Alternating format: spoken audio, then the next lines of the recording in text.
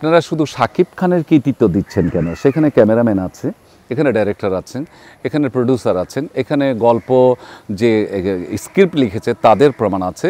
আমি যত বড়ই গল্প দিই না কেন, সেটা যদি ডাইরেক্টর এবং ক্যামেরাম্যান ফুটাই তুলতে না পারে, তাহলে তো সাকিব তো সাকিব হয় না, সাকিবকে তৈরি করেছে ডাইরেক্টর। আল্লাহর অশেষ রহমতে সবার দোয়া, আপনাদের দোয়া খুব ভালো আছি। অনেক ব্যস্ততার ভিতর দিয়ে মনে হয় আপনার দিন কাটছে। মানে 3 মাস 4 মাস যাবত সেই শিল্পী সমিতি থেকে স্টার্ট হয়েছে, এই অবধি কোনো রেস্ট নেই। দিনে রাতে 24 ঘন্টায় কাজ চালাচ্ছি, করছি, এই তো আছে। নতুন কি সিনেমার শুটিং নিয়ে আপনি ব্যস্ত আছেন? নতুন কোনো সিনেমার শুটিংয়ে আমি ব্যস্ত নেই, আমার সমিতি নিয়ে ব্যস্ত আছি, আমার চ্যানেল নিয়ে আমার ব্যস্ত আছি, আমার জিটিভি নিয়ে ব্যস্ত আছি, চ্যানেলের অন্যান্য প্রোগ্রাম নিয়ে ব্যস্ত থাকি। ফিল্ম তো এখন অনেক কম হয়, ছবিও কম হয়। আরও অন্যান্য ছেলেরা আছে, আমাদের যে জুনিয়র ছোটো ভাইরা আছে, তারা প্রচুর কাজ করছে। যে কটা হচ্ছে তারা করছে, এবং আমি যে করি না তা না। আমার যদি মনোপুত হয়, এখন কষ্ট করতে মন চায় না, সত্যি কথা। যদি মনোপুত হয় আমি করে দিই।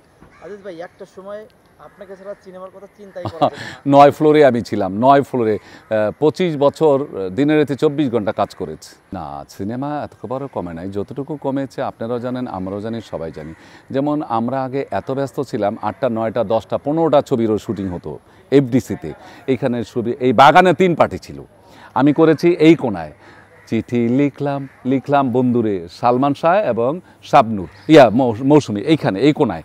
ওই কোনায় দেখতাম যে খোকন ভাই, পারভেজ ভাই, আবার ওদিকে দেখতাম আরেকজন। এই বাগানেই ছিল 3টা পার্টি, করিডোরে সব জায়গার মধ্যে ছিল। তো ওই ব্যস্ততা তো এখন আর নাই। তো আমরা যে করেছি, ওই জীবন আবার ফেরত আসবে কিনা জানি না।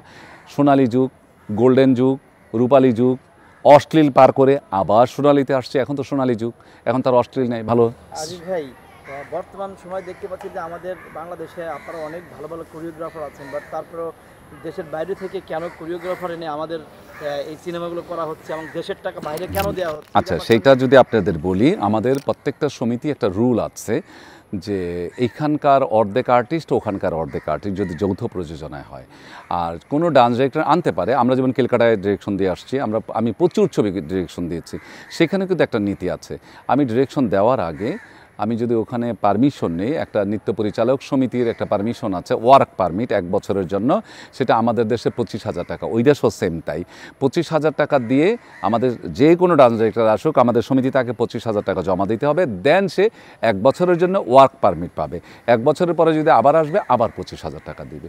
তো একজন ডাইরেক্টরের চয়েস থাকতে পারে, একজন প্রডিউসারের চয়েস থাকতে পারে, এটি তো স্বাভাবিক। আপনার হাতে তৈরি শাকিব খান বর্তমান 2 বাংলায় রাজত্ব করছে এবং রিসেন্টলি তুফান সিনেমা ভাইরাল হয়েছে।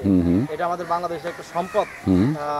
অনেকে বলছে, আসলে আপনি আপনার দিক থেকে শাকিব খানকে নিয়ে কি বলবেন? শোনেন, আপনারা শুধু শাকিব খানের কৃতিত্ব দিচ্ছেন কেন? সেখানে ক্যামেরাম্যান আছে, এখানে ডাইরেক্টর আছেন, এখানে প্রডিউসার আছেন, এখানে গল্প যে স্ক্রিপ্ট লিখেছে তাদের প্রমাণ আছে।